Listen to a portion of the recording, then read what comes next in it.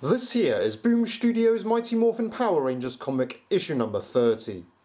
Continuing on from the previous issue, Rita gloats how Zordon and Kruger have come to Rita's palace seeking her help in the battle against Lord Drakkon. There's some understandable tension between Kruger and Rita, but Zordon is the voice of reason and calms things down.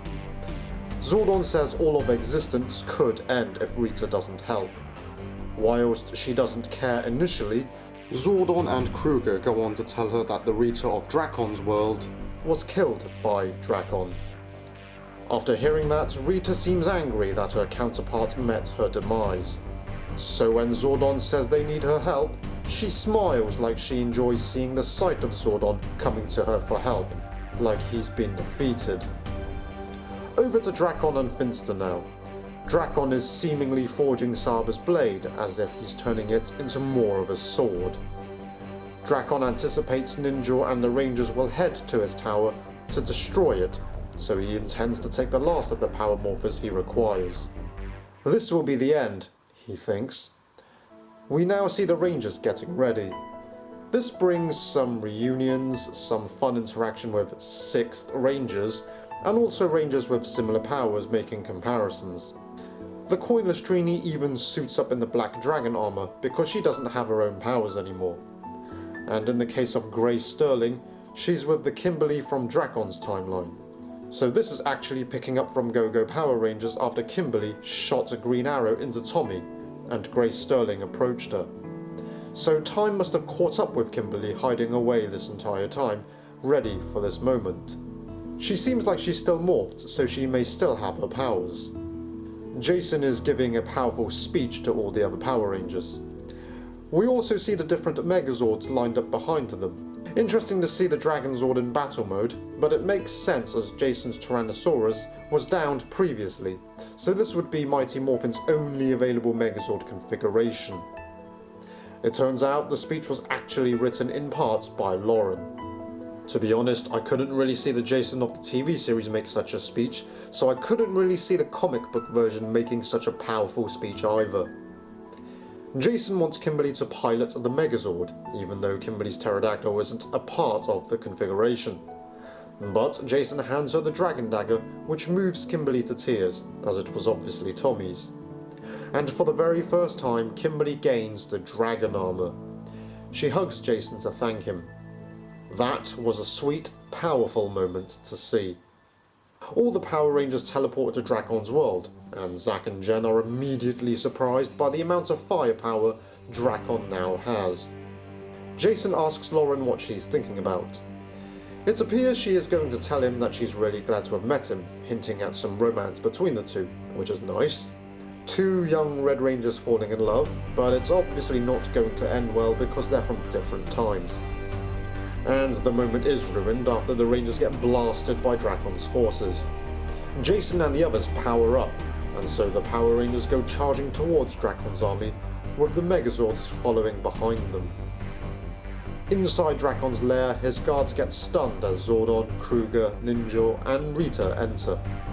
Drakkon's throne is basically the center of his aura. As Rita works her magic, Ninja recognizes the signature as the Wizard of Deceptions. And we see Rita has a green candle. So it's great that we're finally referring back to the Wizard of Deception from many issues ago, but we don't know what actually happened back then, because we jump back to the Rangers taking on Drakkon's army. Even though it's a serious battle, there's still time for some fun dialogue, like Charlie, the Yellow Ranger from Mystic Force, telling Gia, the Yellow Ranger from Megaforce, that he needs to get his eyes checked, because Gia was fighting with the Yellow Mystic Ranger powers. And also because Hyperforce is here, which is like an alternate universe but a Time Force sequel, Jen asks if Chloe, the pink Hyperforce Ranger, if she still has her scythe.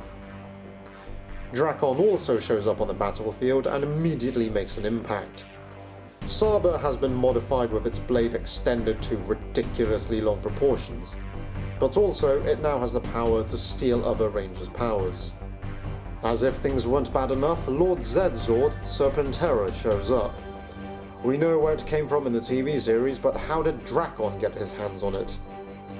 Anyway, Serpentera seems to take out 4 Megazords, including the Dragon Zord in battle mode, forcing the Rangers to eject.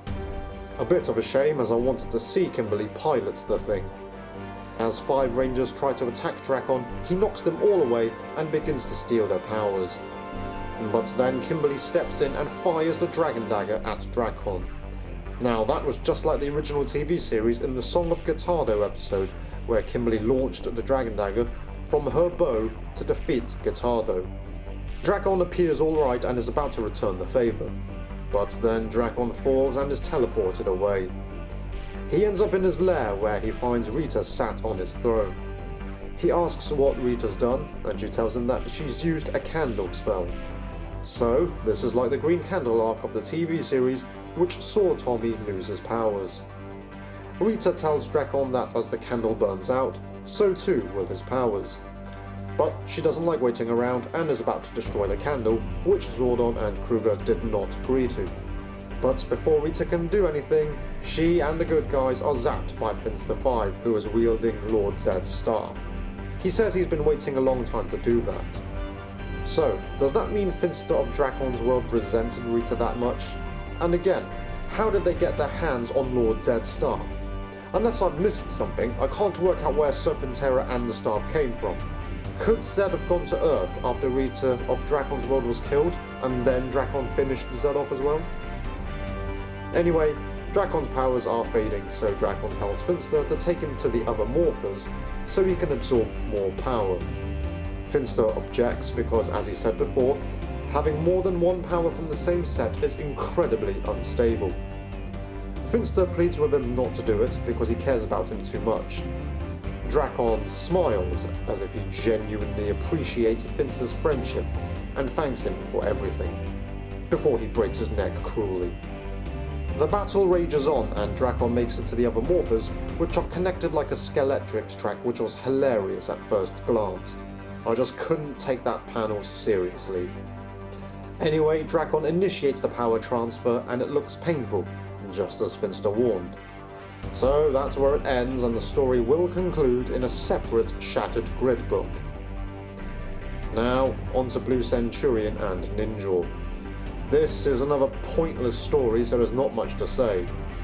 Ninja is at the wall where the Mighty Morphin mutants disappeared at the start of the story. They passed through an invisiportal, evidenced by the fact that there is putty on the bricks. Ninja concludes this is Finster's work despite him being out of the monster-making business for some time, and the imposters were given their powers by the Badges of Darkness, which we knew already. And there's just a load of back and forth talk between Ninja and Centurion before Ninja works out that they used an invisiportal to escape. This is one of the reasons this issue is pointless. It's just repeating things we already know. So Ninja can track the energy signature and the two roll out. That's where this adventure ends for now, and I just thought it was a waste of time, to be honest. But the main story was alright though. There were many good points and also some surprises. For example, Lauren liking Jason. Some might argue that was forced, but if you read up on the previous issues it kind of makes sense, as both of them opened up about their feelings, so they have a lot in common. I was surprised to see Ranger Slayer Kimberly appear from Go-Go Power Rangers. I knew she'd show up, but the way she was just there with no real introduction was a bit bland. And there were more unexplained things like where Serpentera and Zed's staff came from. Now that Finster 5 is dead, we probably won't know how Finster became Finster 5. And also, I didn't mention this in the last issue as I was expecting some kind of a reveal in this one, but we didn't get it. Desuluja from the Japanese series Juden Sentai Kyoryuja, the show Dino Charge was adapted from, was seen in one of the panels. Now, this character was never adapted for Dino Charge, yet he, or she, appears here. So where did this Ranger come from? With basically one issue to go, I'm not really holding my breath for any answers, but I'm still looking forward to seeing how this ends. Not only because it's the end of Shattered Grid, but this is also the end really of the style of writing as we know it, because Kyle Higgins, the writer and driving force behind these stories, is leaving the series.